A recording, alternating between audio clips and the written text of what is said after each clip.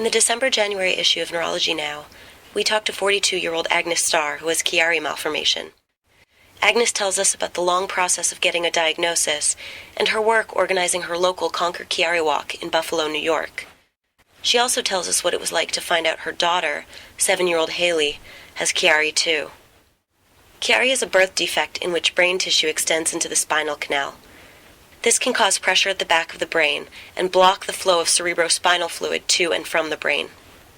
The malformation can lie dormant, but symptoms like neck pain, ringing or buzzing in the ears, dizziness, and vision problems can appear later in life. People with severe symptoms might be referred to a neurosurgeon to discuss decompression surgery. The surgical technique varies, but the idea is to create more space at the base of the cerebellum where the malformation pushes against the brainstem and spinal cord. That's what happened when Agnes was diagnosed. They told me they wanted me to see a neurosurgeon, and I was so used to doctors tossing me from one doctor to the next that when they said that they wanted me to see a neurosurgeon, I was like, okay. And my daughter, she was in her little car seat. She was playing with her little giraffe toy. And I'm driving home, and I'm like, neurosurgeon? I'm like, they do brain surgery. So I got home, and I Googled Chiari, and I just cried by my daughter's crib all night long. After her diagnosis, Agnes had a hard time finding information about Chiari. She wanted to learn more, so she decided to start a support group. I found out there was very little research, so I started the first Conquer Chiari support group in our area. I did a few support group meetings, and then I felt I could do more raising money for research and getting everyone together on just one day out of the year. So that's what started the Conquer Chiari walk in my area. The Conquer Chiari walk has come a long way since Agnes first started the Buffalo walk. When I started the walk in 2010, there were only 31 walks across the country, and this year there's 88. So it's almost tripled in 5 years. Conquer Chiari has helped support research, too. In 2012, Conquer Chiari opened the first research facility in the country at the University of Akron, and they started the first database that follows long-term outcomes of surgical and non-surgical patients, because there's really no long-term studies, and they fund an annual conference with different neurosurgeons from around the country. When Agnes was diagnosed with Chiari, she also had to decide whether to have decompression surgery to try to relieve her symptoms. I saw 5 different neurosurgeons. I saw 3 local. I went to the Cleveland Clinic, and I flew out to Colorado to see Dr. Oro. He wrote a book on Chiari, and he's done over 500 decompression surgeries. I talked to 3 patients of each neurosurgeon, and they all still had symptoms. And I was like, my daughter's 9 months old. How am I going to do this? Who's going to take care of me? How is this going to work? The Cleveland Clinic gave me a 50-50 chance of being better. And I'm like, that's not good odds. They all gave me the option, like they left it up to me. They didn't just say, you're going to die if you don't do this. And Dr. Oro told me, I'm like, I don't feel like I'm ready. When will I know when I'm ready?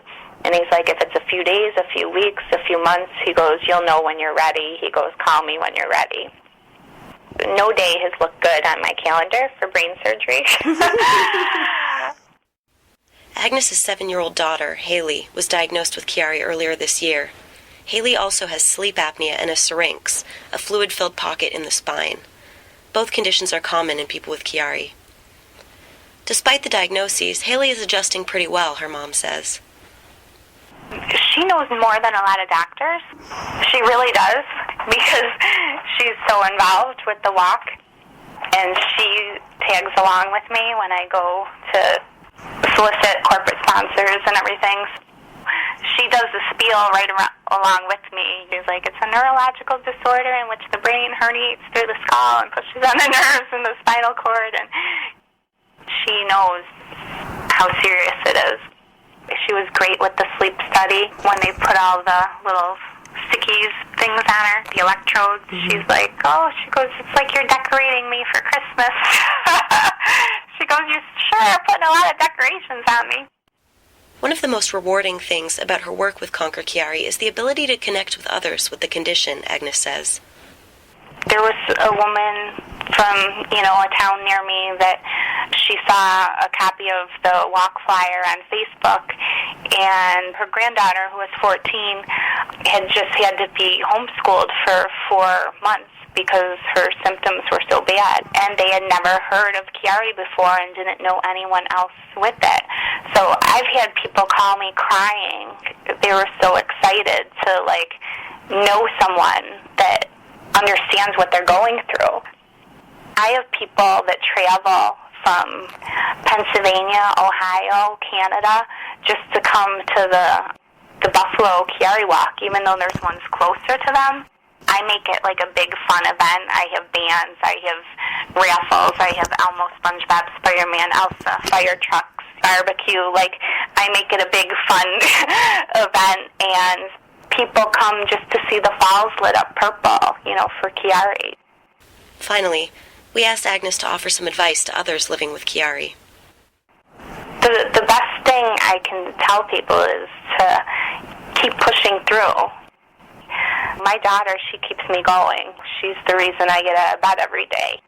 I mean, you can curl up in a ball and feel sorry for yourself, or you can try to change the way things are, be the change in the world you want to see. To learn more about Chiari Malformation or find the Conquer Chiari walk closest to you, go to conquerchiari.org. Read more about Agnes and her daughter in the December-January issue of Neurology Now.